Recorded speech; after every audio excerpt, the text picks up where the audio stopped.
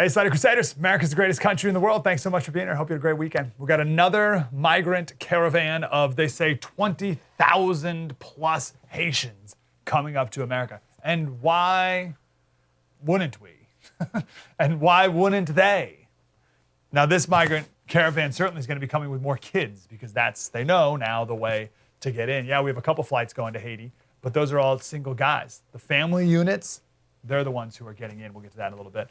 So Kamala the other day said, we got to get to the root. We got to get to the root of what's causing these migrants, these Haitians in particular, to come here. I don't know if she's come to her solution, but we've done the work for her. I'll tell you exactly why Haitians in particular are coming. It's because of the Clinton Foundation. Boom, boom, boom, oh, conspiracy. Let me lay it out here for you. The Haitians think we, America, owe them. Let me say it again. The Haitians think we owe them. Okay, we're going to strike the root here. We'll go back to 2010. Major earthquake in Haiti. All right, remember that? Who stepped up? The Clinton Foundation. The Clinton Foundation stepped up. Now, at this point, the Clinton Foundation was still pretending to be an actual charity and not this giant money laundering, influence peddling operation. And the Clinton Foundation stepped up and said, we're going to fix Haiti. We're going to come in, we're going to fix Haiti. Do you know what their motto was? Do you know what their slogan was at the Clinton Foundation for Haiti? What do you think? What was the Clinton Foundation's big rallying cry, motivating call to Haiti after an earthquake? Take a guess. Build back better. Isn't that incredible? Build back better. Same thing they're saying now about COVID. So the Clinton Foundation came in, they made all these promises to the people of Haiti, and nothing happened. And actually, even worse than nothing good happened. A lot of bad things happened. Backing it up even more, the Clintons got married in 1975. It was the beginning of their long, beautiful love affair. Affair is not a good word to use. Their beautiful love, whatever. Part of the honeymoon was in Haiti.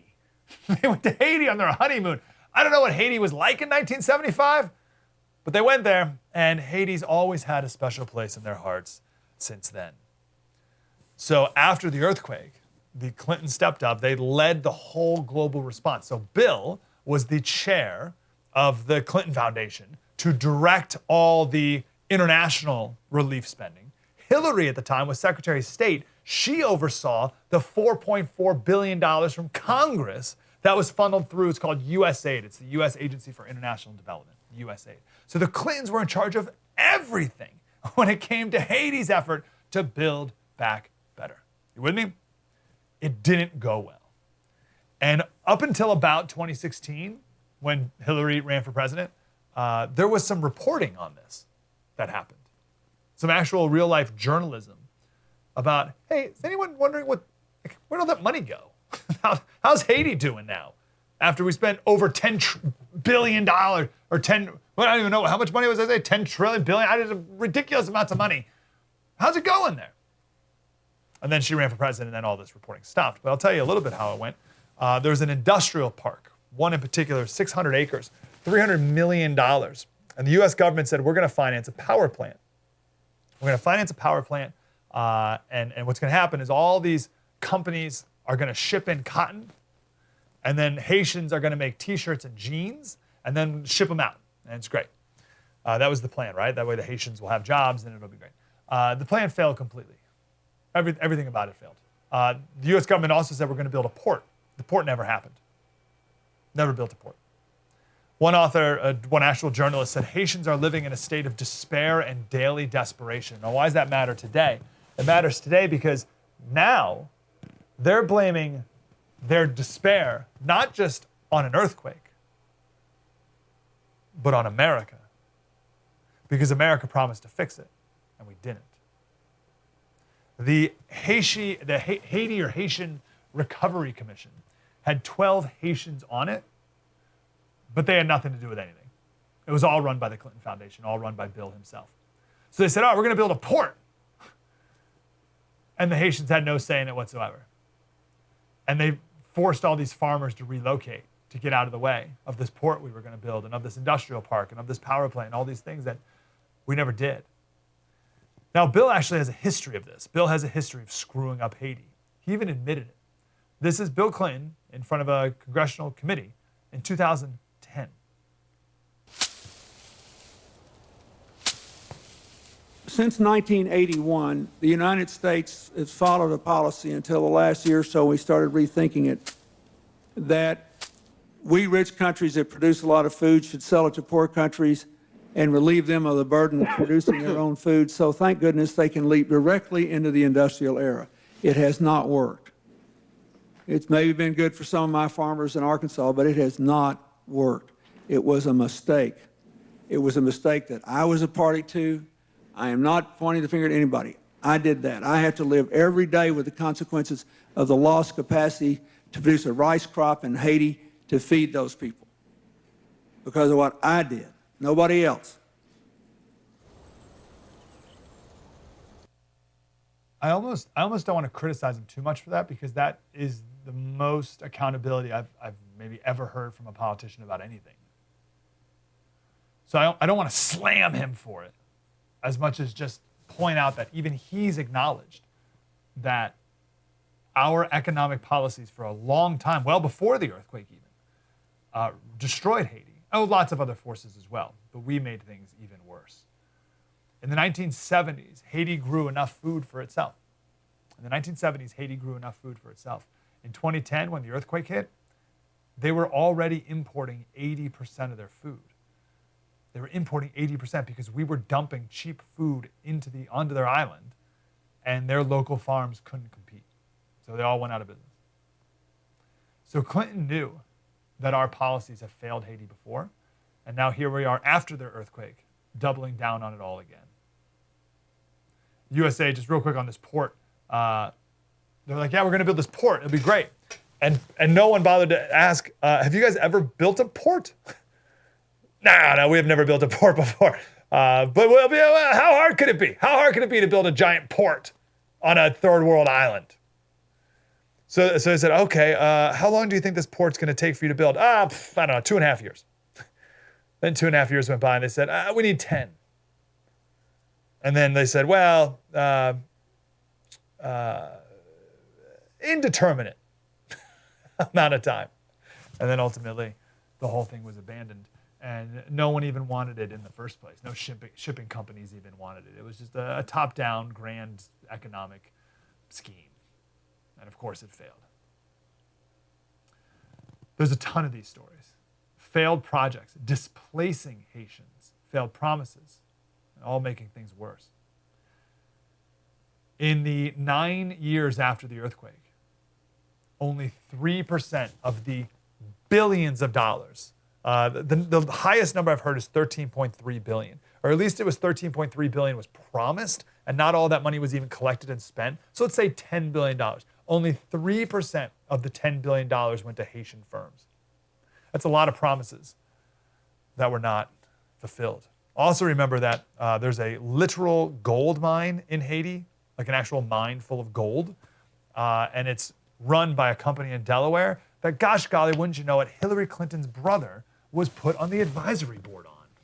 That's so weird. Especially because Hillary Clinton's brother doesn't know anything about mining.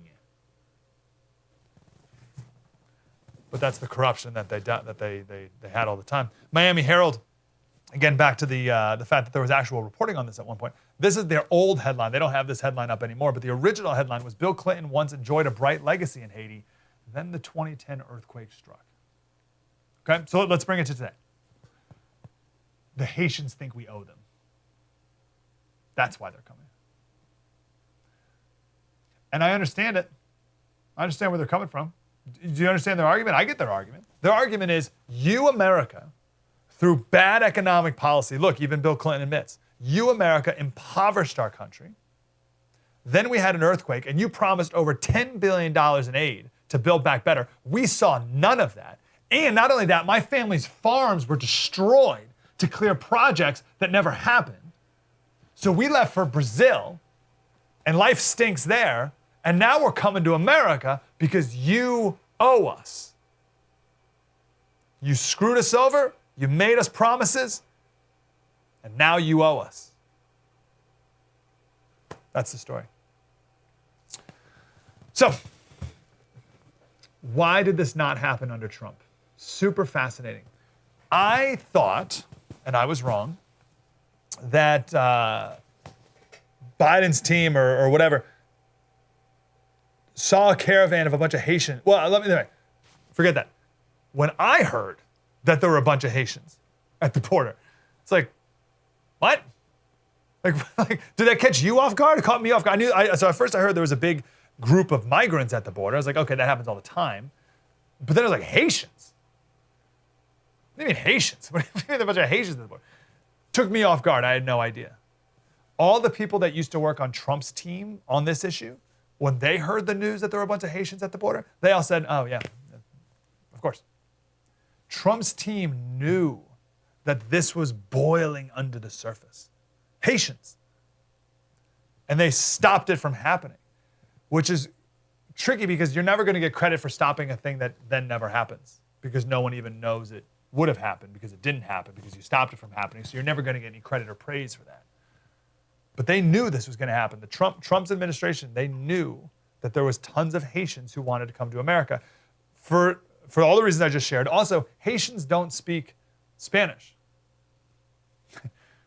They don't speak Portuguese in Brazil. They speak like this French, Haitian Creole thing, right?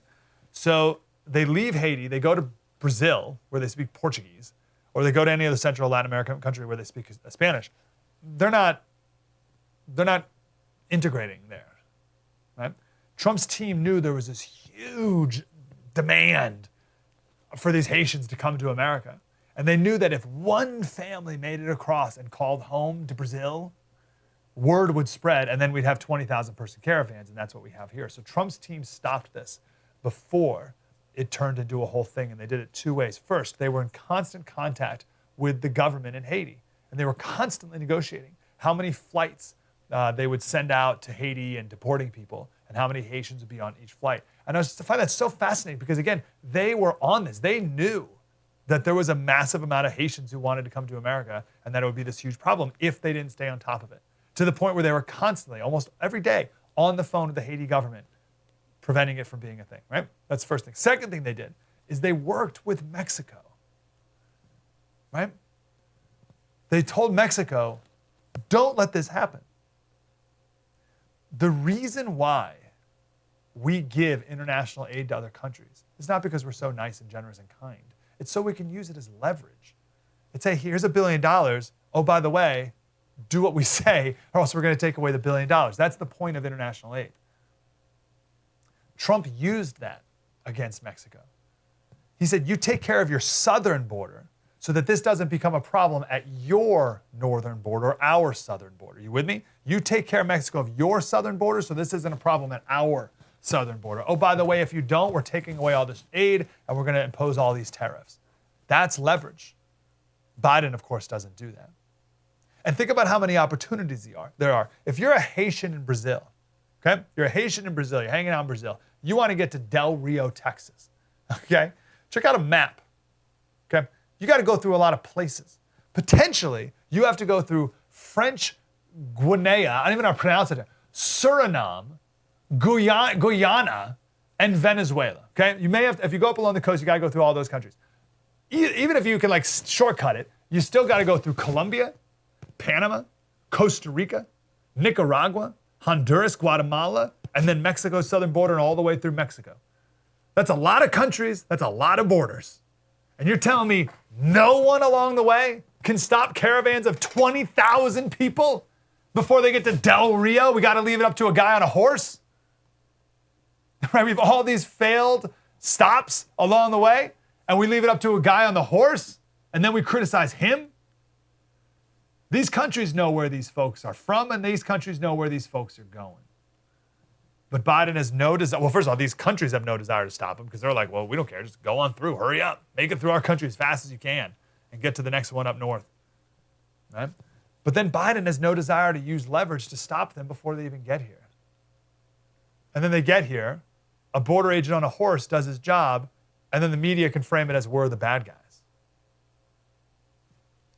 If nothing else, this would be a wonderful lesson of how much messaging matters at the border. Right? Laws matter much less than even messaging.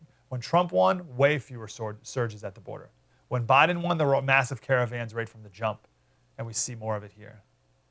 Biden's team says the border's closed, right? Mayorkas comes out to some really tough talk about the border's closed, you will not be allowed in.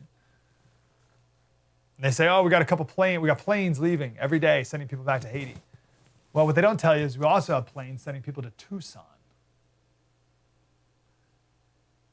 These people are they're being allowed into America with a court date. It says show up in 60 days to your court date. 90% of people don't show up to it, because why would they? And now Mayorkas, the head of Homeland Security, has acknowledged that over 12,000, somewhere between 12 and 17,000 Haitians have been released inside America. Says the guy who says the border's closed. So what are those 12,000 Haitians going to do when they get here? They're going to call their family members back and wherever and say, hey, come on up. The border's open. Well, I thought Mayorkas said the border's closed. I mean, well, here I am in Tucson. So what matters more, the Department of Homeland Security saying the border's closed, or an immigrant family calling back home saying, come on up, border's open?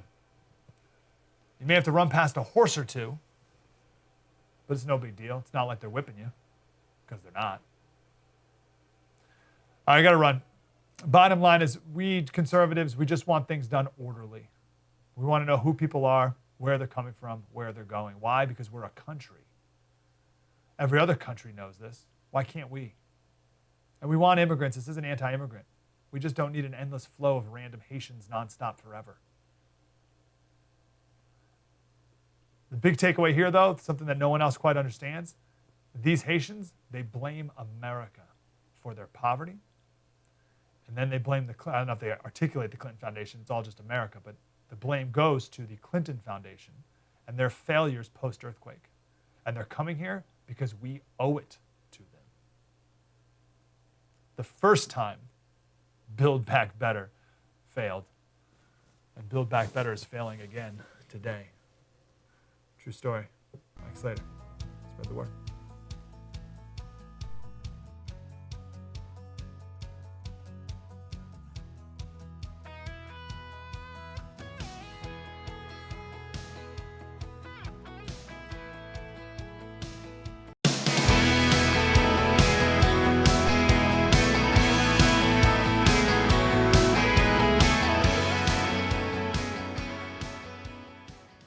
Slater Crusaders, this is one of the more obvious examples of rewriting history right in front of your eyes. And it's going to get to the point where younger people in particular won't even know what was as it's being done right in front of their eyes. A little perception versus reality for you here. This is the ACLU. All right?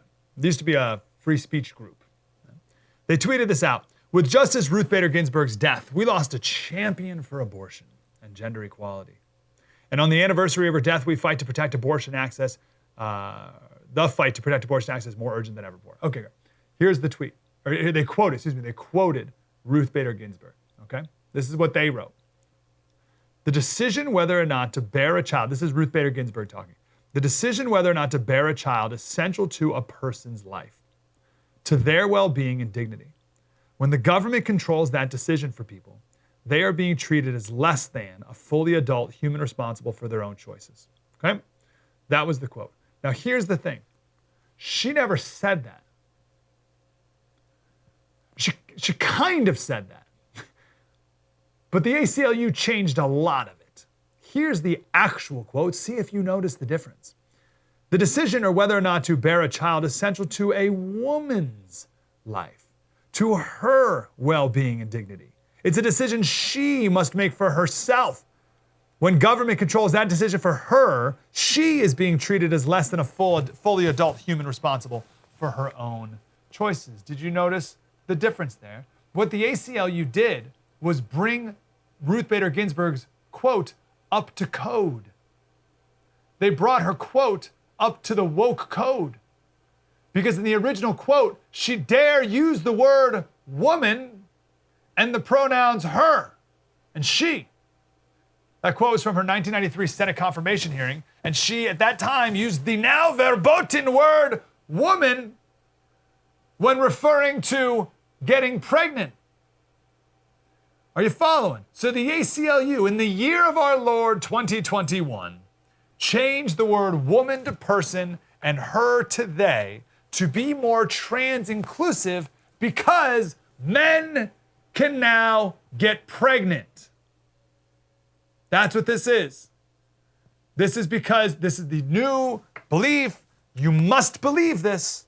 You must agree with the American Medical Association and all these other organizations, Harvard Med School, all the top med schools. You must agree that men can get pregnant and men can give birth, to the point where they are going back in time, changing quotes to be more gender inclusive of that new reality. That is spectacular. Did you follow that insanity? There's so much going on. There's so many different things to talk about here. I mean, we could just let that sit right there, right? This is who the left is. The left believes that men can get pregnant. Oh, and they also want you to take vaccine. They want you to do this. They want you to do that. They're just like, nah, you've lost your credibility. Thanks. Thank you very much. But there's also a lesson here about feminism that we need to talk about. This is a part of the abolition of women. The feminist movement has always been anti-women. Let me say it again. The feminist movement has always been anti-women. It's one of the greatest tricks that's ever been played on the American people. But now the feminist movement is so anti-women that you are not even allowed to say the word woman. Okay? I don't know how much more proof I need to give you that the feminist movement is anti-woman, other than to tell you, you can't even say the word. There's now no such thing as woman. That's how anti-woman they are. They were never pro-woman. They were anti-woman. They wanted no difference between men and women at all. They wanted it all completely eliminated. And now you're not even allowed to say the word. Okay, a couple points. First one. Again, the 1984 dystopian changing quotes in real time in front of us here. Like, that's wild. We talked last week, if you go to Google and you search for, let me see if it's still the case. If you search for whistleblower, HHS whistleblower project, they finally got rid of it. This was the case for a week. They got rid of the quote at the top, but they still haven't changed their results. Oh, that's interesting. Okay, this is what it said last week. For a whole week, right? It's like, oh, it looks like these results are changing. I mean, just got to give us some time to figure out this. Have you ever once in your life Googled anything and Google's like, gee, I don't know. Right? You can ask Google anything in the whole world and it'll give you 1 billion results in 0.3 seconds. But you ask about Project Veritas and a Health and Human Services whistleblower about the vaccine, and Google's like, stump me. You got to give me a couple weeks on that one. I just don't know. What are you talking? I can ask Google anything. That is censorship in real time. Now, I just checked, and they got rid of that top part where they're like, gee, I don't know. But all the results are still just like nonsense. It doesn't have the whistleblower. Like one of the top results is brazil.chafacuna.com. You're like, what is that? Right? So they still don't link to anything from Project Veritas. So Google can make things disappear entirely as if they never happened and don't exist. And Google can rewrite things that have never been said. Quick aside, sort of to this, buy hard copy books. Buy hard copy books. Because books, if you buy books digitally, they will be digitally changed from the Minister of Truth headquarters, wherever that is. I'm being serious. Like, wait until, like, that quote that we shared from Ruth Bader Ginsburg. Enough time will go by, and people won't know what the original, well, they won't know the original quote. And if everyone sources all their information is from Google, if everyone sources their information from Google, and Google controls all the information, and Google decides not to show any websites that have the original quote anymore, or show any videos that have her original quote where she uses the word woman, then they just won't show it. And we wait long enough time and young people won't even know what the real quote ever even was. That's the power that Google has right now. That's Brave New World stuff. That's crazy. That's where we are. Second point. Since we're talking about abortion, here's another Ruth Bader Ginsburg quote about abortion. This is a real one. This is from an interview of hers in 2009. She said, frankly, I'd thought that at the time Roe was decided, 1973, there was concern about population growth, and particularly growth in populations that we don't want to have too many of. Populations we don't want to have too many of. Here's the background of this. Roe was decided in 1973. The belief at the time among the elites, and I can't express enough how widely held and passionately believed this belief was, it was the global warming of the day. Prominent institutions, universities, everyone was very worried about overpopulation. And it would be the end of life on Earth. There's too many people. Paul Ehrlich, he was the Fauci on this issue. He was super popular, best-selling book. He was on Johnny Carson's show over 20 times talking about overpopulation. So here's Ruth Bader Ginsburg saying that one of the driving motivations for Roe v. Wade, I didn't make this quote up. She said one of the driving motivations was there's too many people on the planet. So we might as well have abortion so that we can decrease that burden on the planet and save mankind. And we especially, want to limit, the people that we don't want too many of. It's a quote. And again, somehow these people have been tricked. These people tricked over half the population to think that pro-abortion is the righteous position to have. What an amazing trick. I can't express enough how radical these feminists are. And they've been able to trick so many people by getting them to think that this is the nice position to have.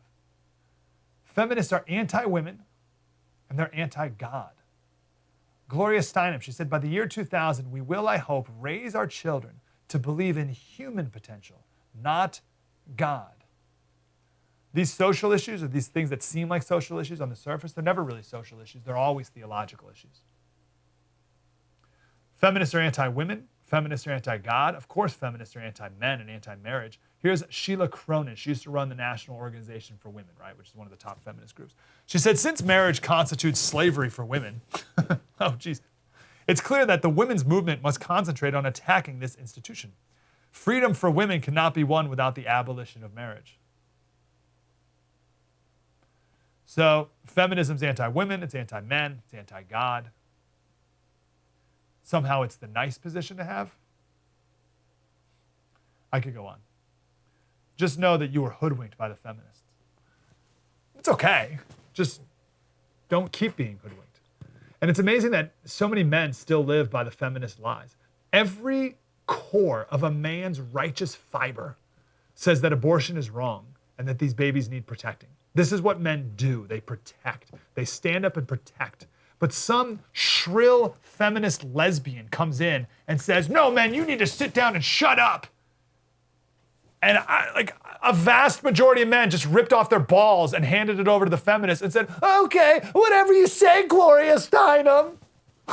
Okay, Gloria. Here, I'll just shut up on this issue of protecting the unborn. And I hate to be graphic, but it is the ultimate cowardice of our era. And these men deserve to be scorned for caving to the demands of these abhorrent feminists who hate you, who hate women, who hate children because it interferes with their careers, and who ultimately hate God. And we follow them. Okay, I won't have an issue. I'm just a man. We got to run. The point is, feminism's been around forever. It's the new Gnosticism, right? Gnosticism said that there's like higher ways of knowing that people don't understand. And you little people, you believe in marriage and the family, but we truly understand. There's an ancient Gnostic text from 2,000 years ago that said, I am androgynous. I am both mother and father since I copulate with myself. That's transgenderism, isn't it? That's what all right?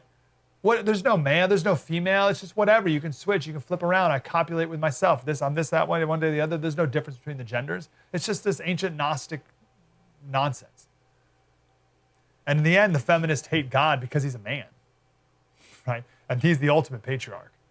So they try to find salvation from within. There's this black feminist poet. She has this line. She says, I found God in myself, and I loved her fiercely. I loved her fiercely. Al Gore wrote a book, Earth in the Balance. He said, ancient pagan goddess worship will help bring us planetary and personal salvation. These people ultimately are looking for salvation. It's about God. They're looking for salvation. Feminists talk about feminist salvation. They use that word all the time. We need planetary salvation. We need feminist salvation. Let's worship the pagan goddess of the earth. And they'll try to find that salvation in everywhere except for Jesus. True story. Mike Slater. Talk more about the border next. Spread the word.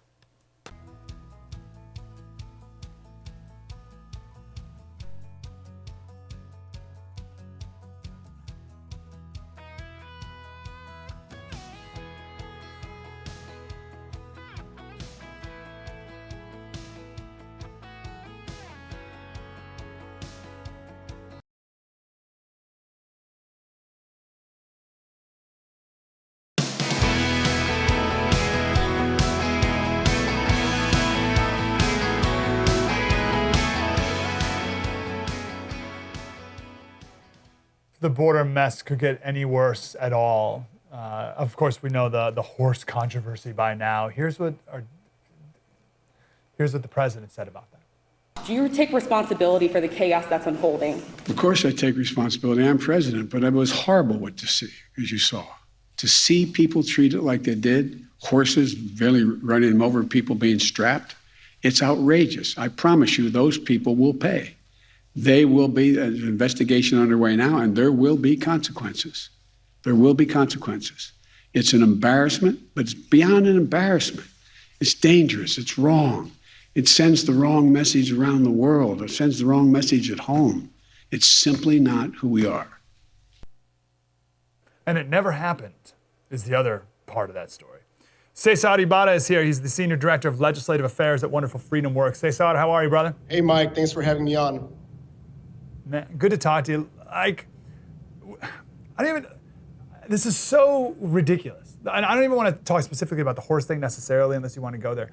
But just the no rules, right? No, like, you're the legislative guy, right? So what are the rules? What does the legislature say about what the deal is at the border right now? Sure. Well, what the Democrats are prioritizing right now is definitely not the border. What they are prioritizing right now is a pathway to citizenship for people who came into the country illegally. That is backwards. What they should be doing right now is figuring out ways to pass legislation that would increase our security capacity at the southern border, because the resources that our border patrol agents are having right now are not enough. And yes, President Biden is responsible, and for him to say that the people who were on the horses are going to pay, and imagine the morale that it drives to the border patrol agents to know that their boss, the commander-in-chief, and Alejandro Mayorkas don't have their back. For crying out loud, they are doing their job. What are they supposed to do?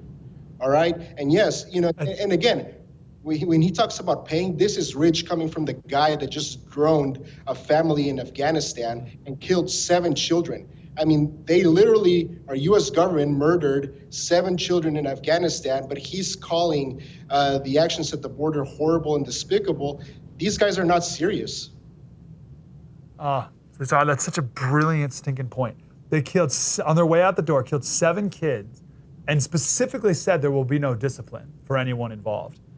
Stuck by saying it was a righteous strike. And here, a Border Patrol guy, doing his exact job, exactly how it's supposed to be done,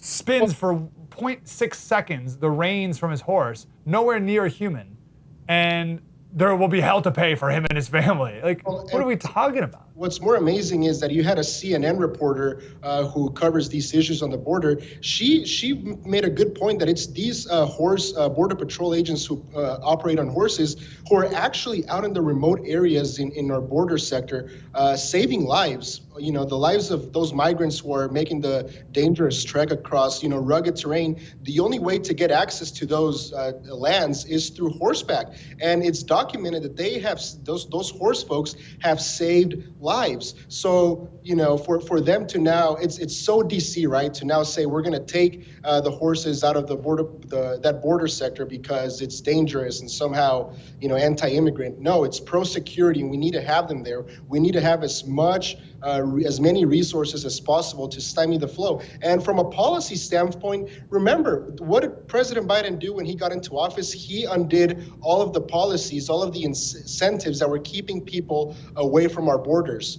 Look at what we have now. This is a self-induced crisis, and there really is no indication from the Democrat-led Congress or the Biden administration that they are willing to solve the issue. And it's just sad. One more point to that. It's not only the Border Patrol agents and CBP and these folks that are being affected. It's the communities on the American side of the border, which are predominantly Hispanic communities. These folks, Dallas Morning News poll just said that 54% of Latinos in Texas do not approve of President Biden's, performance.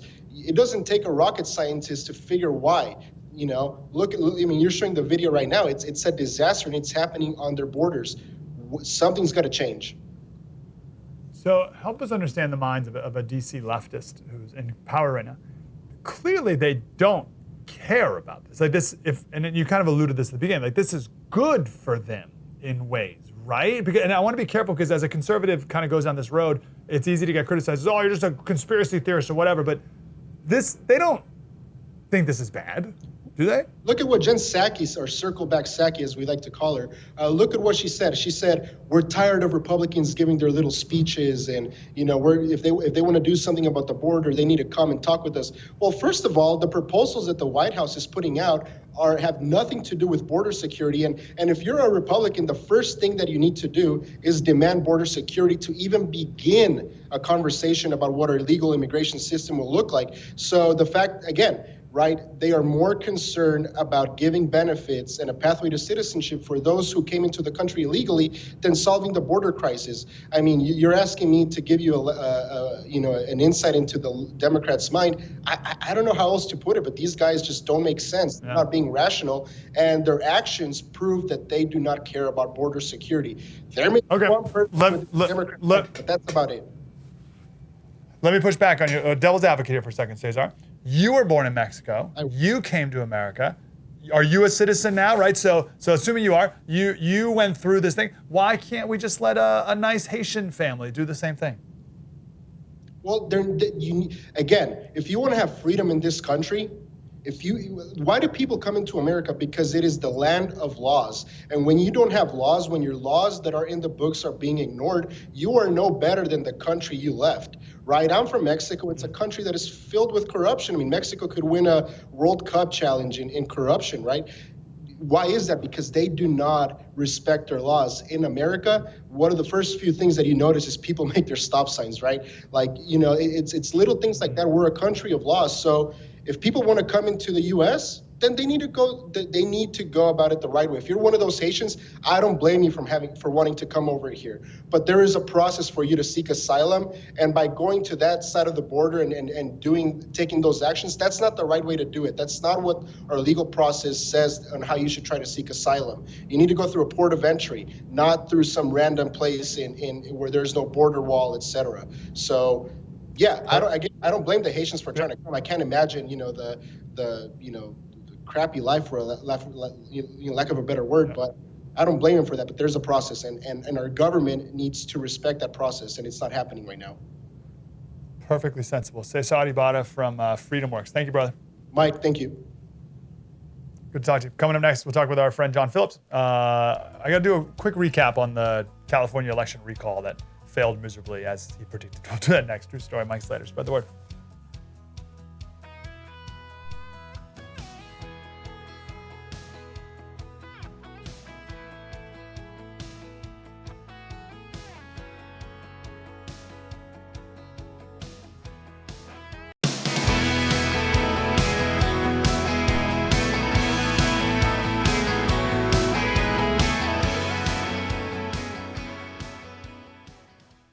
Hey, Slater Crusaders, one of my favorite people and quickly becoming the most accurate prognosticator of them all. He called a couple days before the recall effort in California. I don't know if he said we're going to get trounced or obliterated or some dramatic word to describe Gavin Newsom winning. And he was indeed right. John Phillips, host of KABC in LA and also the Orange County Register. John, do you remember the exact words you used by any chance? I don't. You were right, though, is the point. The result, but given where the polls were, you don't exactly have to be Nostradamus to figure that out. I mean, that's like, predicting that Rosie O'Donnell's not going for the salad when she hits the buffet. But unfortunately, it was a predictable result, and California is in bad shape, and will continue to be in bad shape. Yeah, give me one reason why we lost, one reason why we lost, and then let's start there. Why did we lose?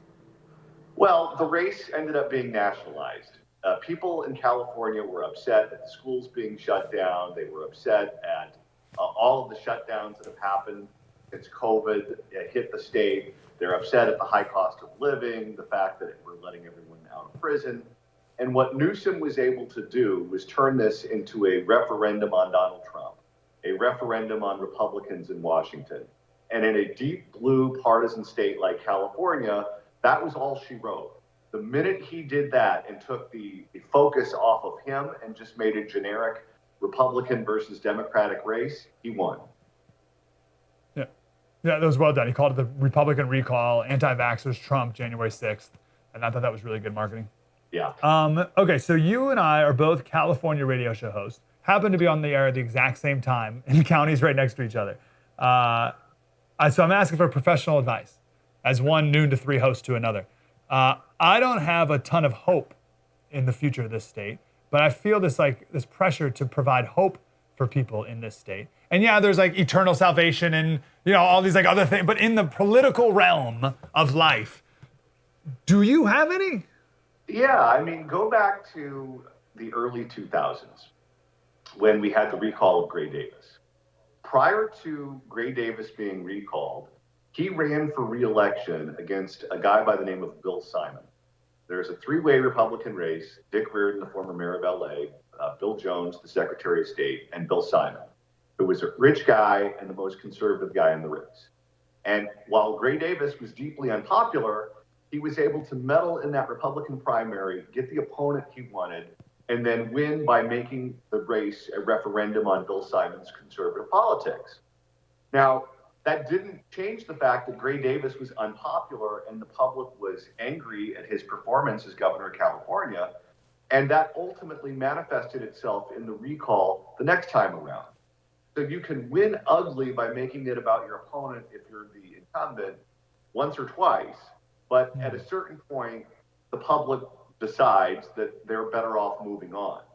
And Gavin Newsom better change what he's doing. If he doesn't change what he's doing and we get more of the same, that anger that exists that put the recall on the ballot will continue to brew. And at a certain point, the public will have enough.